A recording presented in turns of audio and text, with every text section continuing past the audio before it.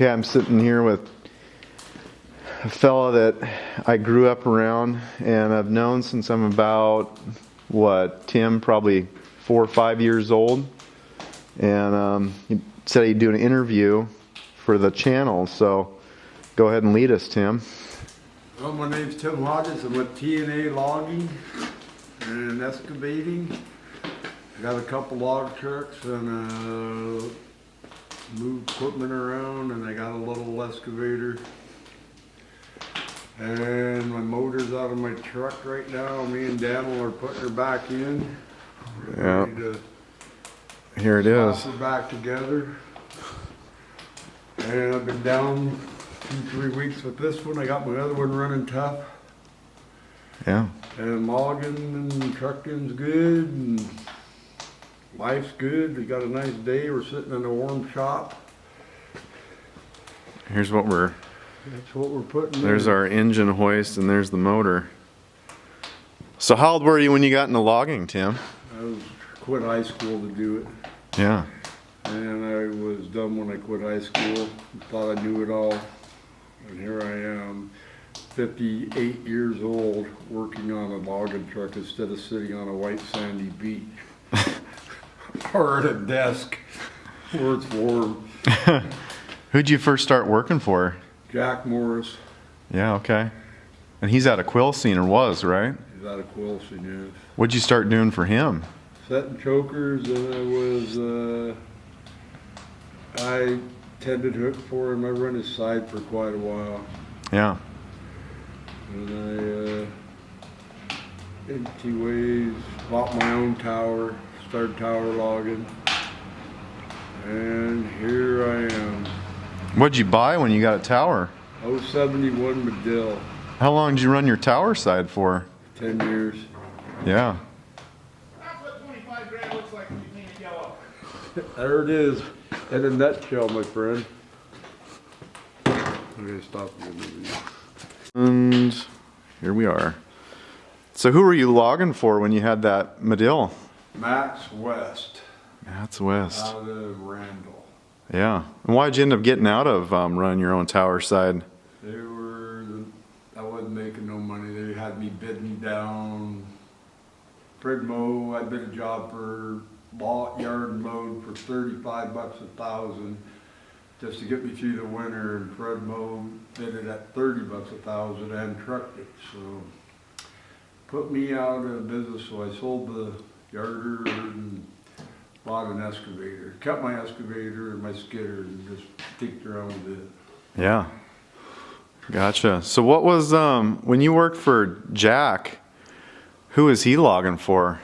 Forest Service. It was a Forest Service sale. I don't remember who bought it. Huh. It was a big Forest Service sale at the Hamma, and then we went over to Enumclaw. Then we went down to the mountain after it blew. Oh, St. Helens. What do you have for a yarder? He had a 98 slackline Skagit. Okay. Man, I bet you guys had some good times under that. What was the most interesting time you had when you were doing the tower logging, as far as, you got to have some stories, I'm sure. Oh, there's some stories. What's one of the better ones you can think of that can actually be filmed talking about? Well, we were up the Hamma, and the Forest Service dude was supposed to show up for a week. Morris told us to tear the yarder down, told me to tear the yarder down and put it on a lowboy. And we got it all tore apart, and the forest guy showed up and told us to put it all back together, because there was like 16 logs we missed up through this 2 billion foot sail. And he wouldn't pass the sail, and Morris punched him. Punched the Forest Service guy, knocked him plumb over the hill. Oh, wow. So what ended up happening after that? Morris went to jail.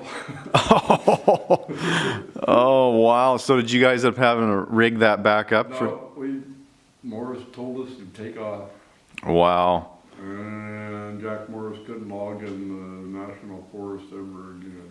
Wow. How long were you guys doing that Mount St. Helens deal for? 3 years. Really? Wow. What's you probably had a bunch of 3-log loads come out of there, huh? Lots of them. Wow. There were some logs so big that 98 we had to put the north bend on them to pull them. We couldn't, they just wouldn't come out of the ash.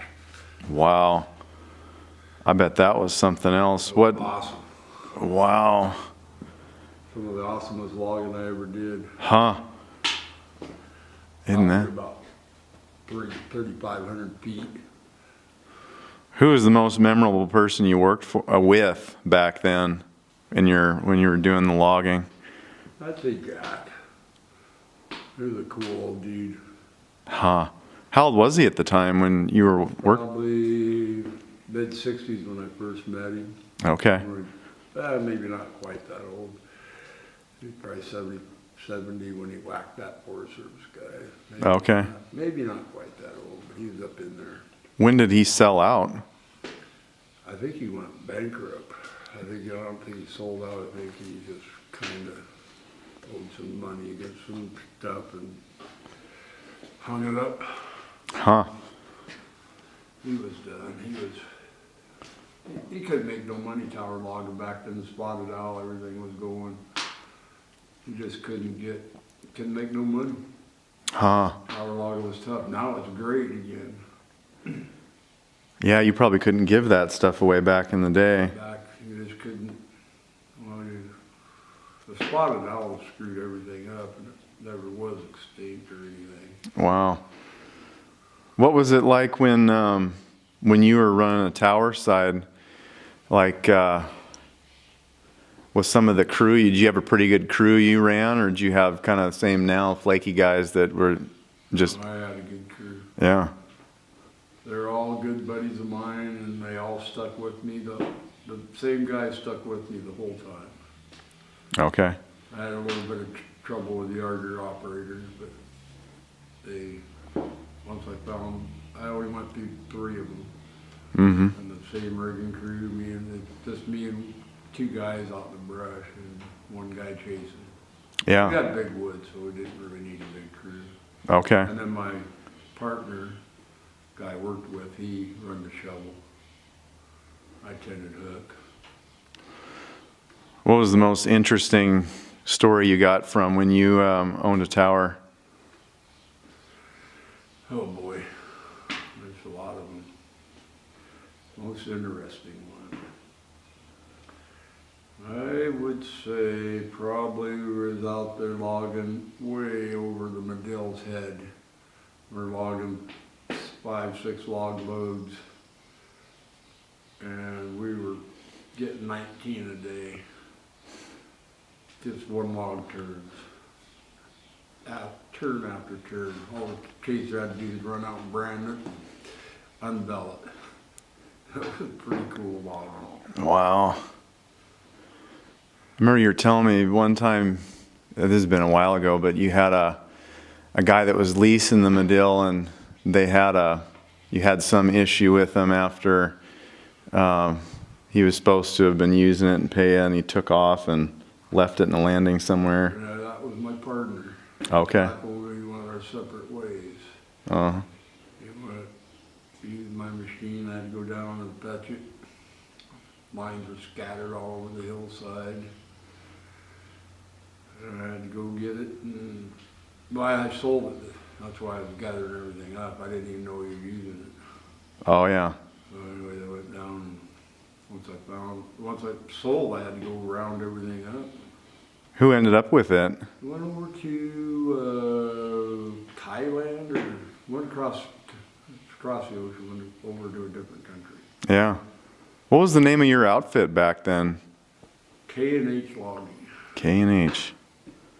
King and Hodges. Huh.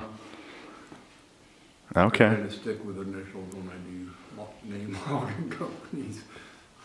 That's how I ended up with T&A. Yeah. You think you'd ever get back into logging again? If a guy could get a crew together, I'd buy a yarder and a New York second. We need blink an eye. There's a lot of tower work out there right now.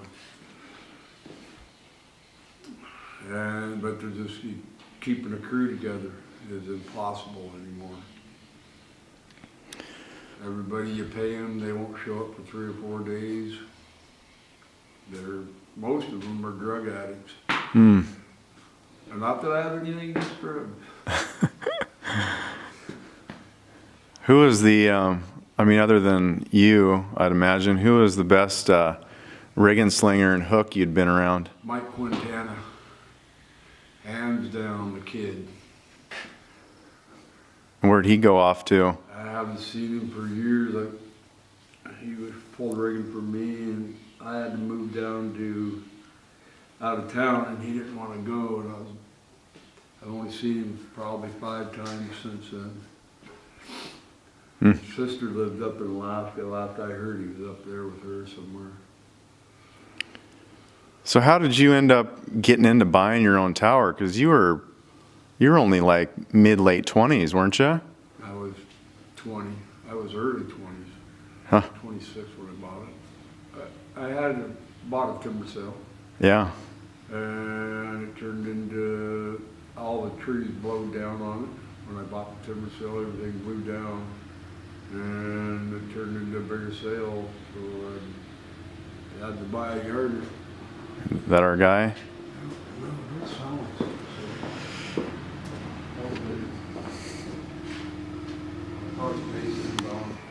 All right. Well, thanks for your time. Hey, you bet.